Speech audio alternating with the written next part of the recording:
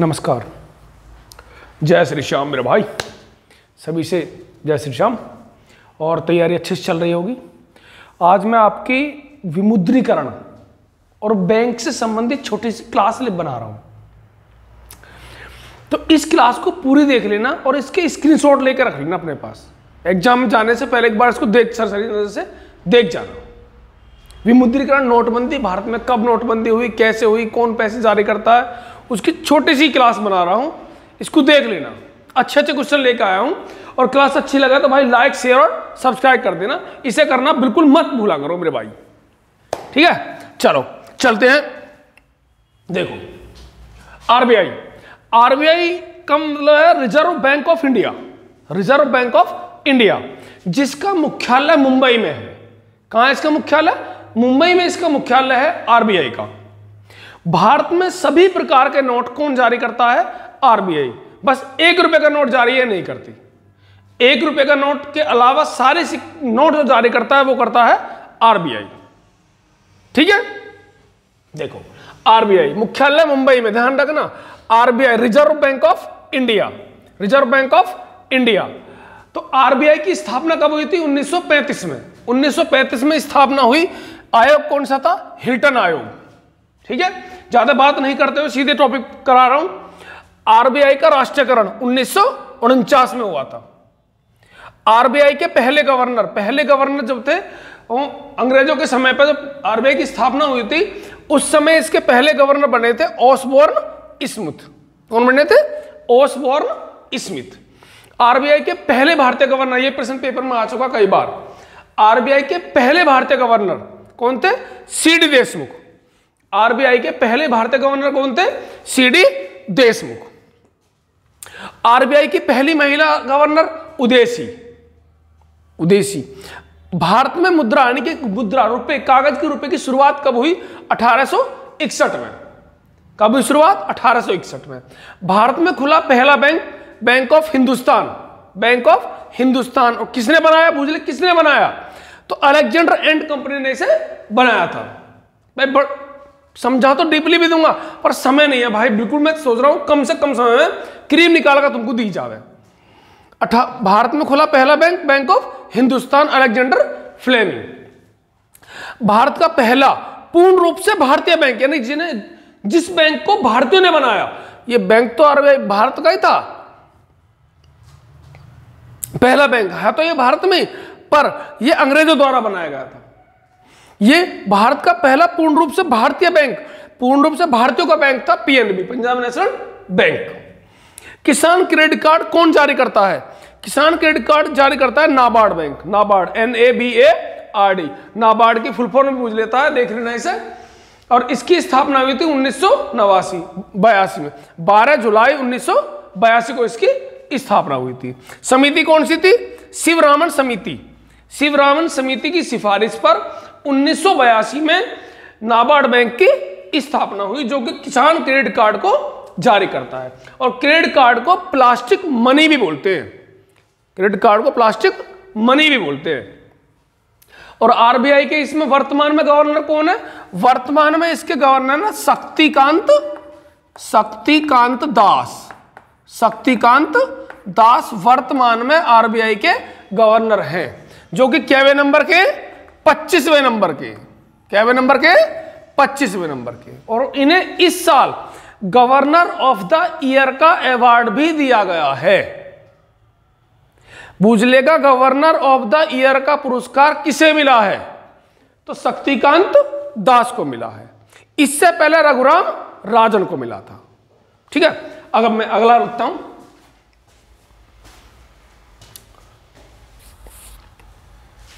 देखो भाई, छोटी सी बनाऊंगा, देख लो पूरी जानदार आई नहीं, ठीक है।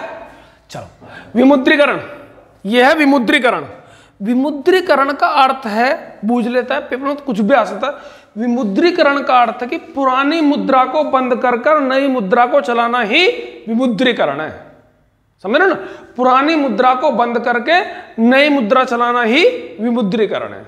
रख दो दिमाग में, सेट कर दो इस बात को, ठीक है। विनिवेश, विनिवेश का अर्थ है सरकारी क्षेत्र में सरकार की हिस्सेदारी कम करना। विनिवेश का अर्थ है सरकारी क्षेत्र में सरकार की हिस्सेदारी कम करना, इसका अर्थ है विनिवेश। विमुद्रीकरण पुरानी मुद्रा को बंद करके नई मुद्रा चलाना, यह है विमुद्रीकरण। देखो अब ध्यान से देखना है, भारत में विमुद्रीकरण यानी कि नोटबंदी, विमुद्रीकरण होता है ना, नोटबंदी। भारत में विमुद्रीकरण कितनी बार हुआ अब तक? 4 बार हुआ। ध्यान से देख लेना भाई, भारत में विमुद्रीकरण कितनी बार हुआ आज तक? 4 बार हुआ था। विनिवेश मैंने तुम्हें बता दिया, सरकारी क्षेत्र में सरकार की हिस्सेदारी कम करना। पहला विमुद्रीकरण नंबर 1, 1946 में 1000 रुपए और 10,000 रुपए के नोट बंद हुए। 1946 में 1000 रुपए और 10,000 रुपए के नोट बंद हुए थे, पहला विमुद्रीकरण हो गया। दूसरा विमुद्रीकरण, अच्छा इसमें ये देख लो, जब 1000 और 10,000 का नोट 1946 में बंद हो गए थे तो अंग्रेजों द्वारा 1954 में 5000 और 10,000 का नोट जारी कर दिए गए थे। बंद कुछ नहीं हुआ, 5000 और 10,000 रुपए के नोट शुरू कर दिए। वो विमुद्रीकरण नहीं है। विमुद्रीकरण कब? जब पुरानी बंद हो और नई शुरू हो जाए। ठीक, अब यहां क्या उन्होंने शुरू कर दिया, 10,000 का यहां बंद हुआ था, तो 1954 बूझ लेगा कि 10,000 रुपए का नोट दोबारा कब शुरू हुआ? तो 1954 में शुरू हुआ। 5,000 रुपए का नोट कब शुरू हुआ? 1954 में शुरू हुआ।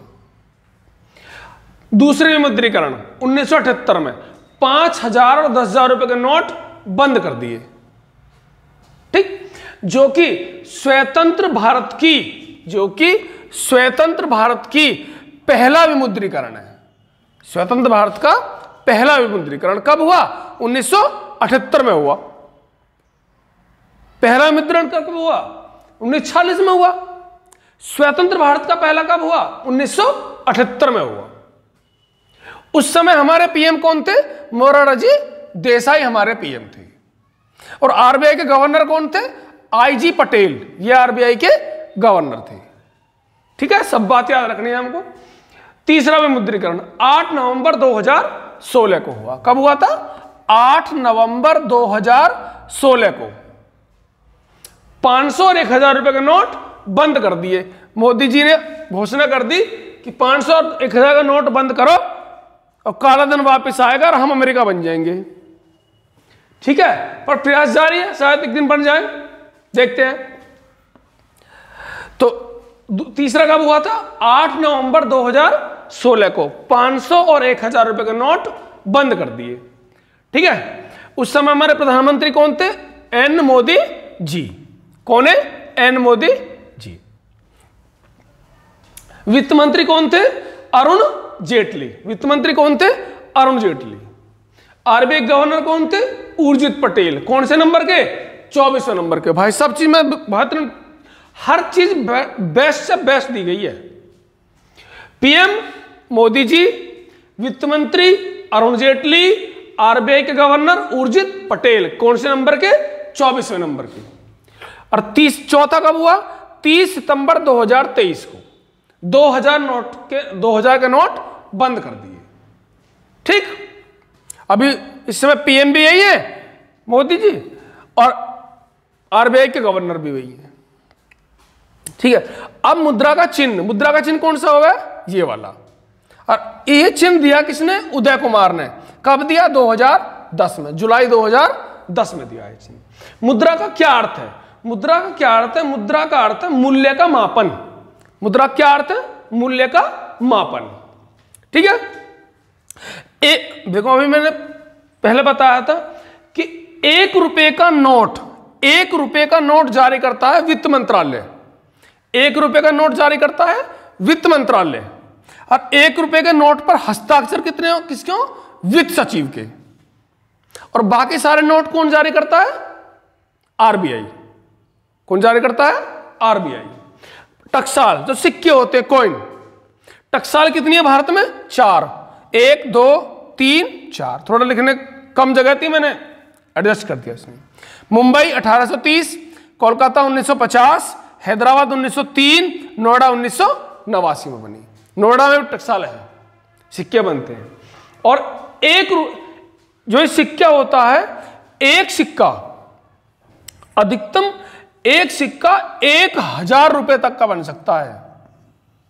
सिक्का अधिकतम कितने का बन सका है? 1000 रुपए का।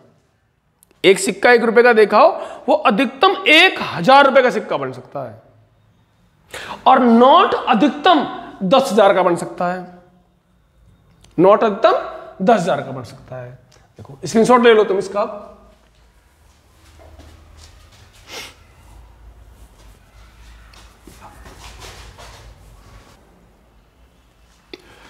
देखो भाई, वर्तमान में आरबीआई भारत में 8 प्रकार का नोट जारी करता है। वर्तमान में आरबीआई भारत में 8 प्रकार का नोट जारी करता है। यह भी प्रश्न बनेगा। और नोट, उन पर बने चित्र और उनके रंग, यह भी याद करने भाई। 5 रुपए का नोट ट्रैक्टर, किसान वाला ट्रैक्टर, ट्रैक्टर। रंग है इसका हरा। 10 रुपए का नोट कोणार्क मंदिर, रंग चॉकलेट ब्राउन। 20 रुपए का नोट एलोरा की गुफाएं, रंग हरा पीला। 50 रुपए का नोट हम्पी, फ्लोरोसेंट ब्लू। 100 रुपए का नोट रानी की वाव, नीला हरा।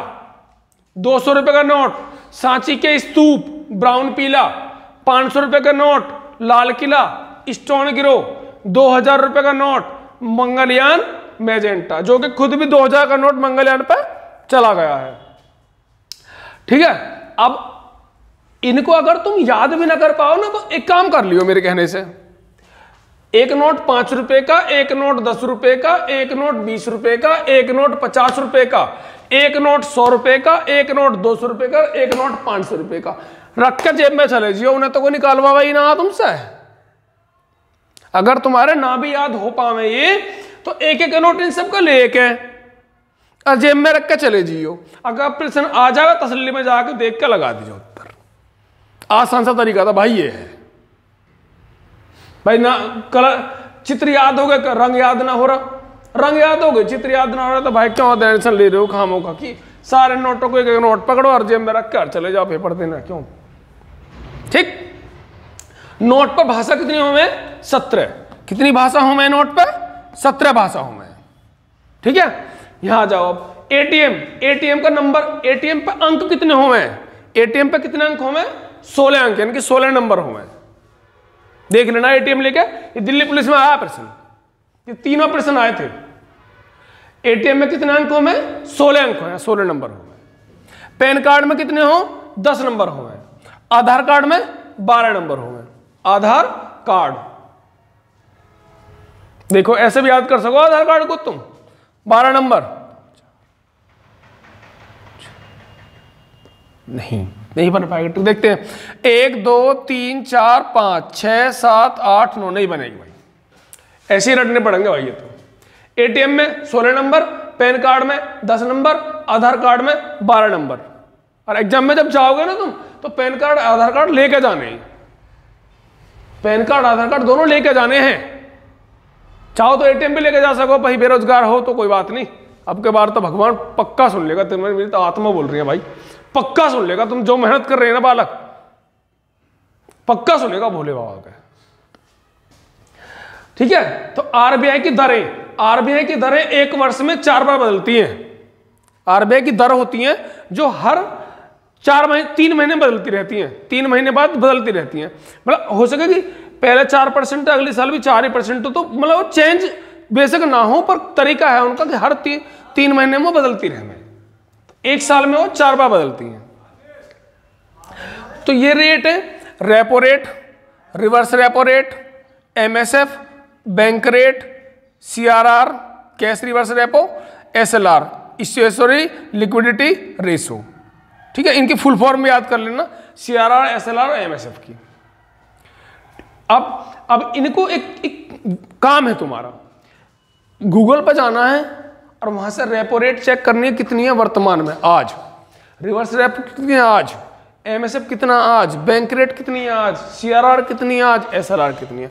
कोई सा प्रश्न सब बन सकता है, ये तुम चेक कर लेना और मुझे कमेंट बॉक्स में बताना कि भैया सीआरआर इतनी है, एमएसएफ इतनी है और CRR जो भी है सब के सब बता देना, ठीक है। इतनी मैं प्रयास कर रहा हूं, तो भाई तुम सभी निवेदन है कि मेरी क्लास को लाइक शेयर और सब्सक्राइब कर दिया करो और करा दिया करो। जहां भी कोई बंदा मिले, रिलेटिव मिले, योर दोस्त मिले, बहनों से कह दो कि अपनी सहेलियों से कह दे भैया का चैनल करा दो, ठीक है मेरे भाई। बड़ा एहसान होगा, मैं भी लगा हुआ हूं तुम्हारे लिए, और अच्छी क्लास बनाऊंगा कल से, कल और अच्छी बनाऊंगा। GST की सोच रहा हूँ, GST खत्म करूँ तुम्हारा, क्योंकि GST उसमें दे रखा है सिलेबस में, ठीक है ना। तो जय हिंद।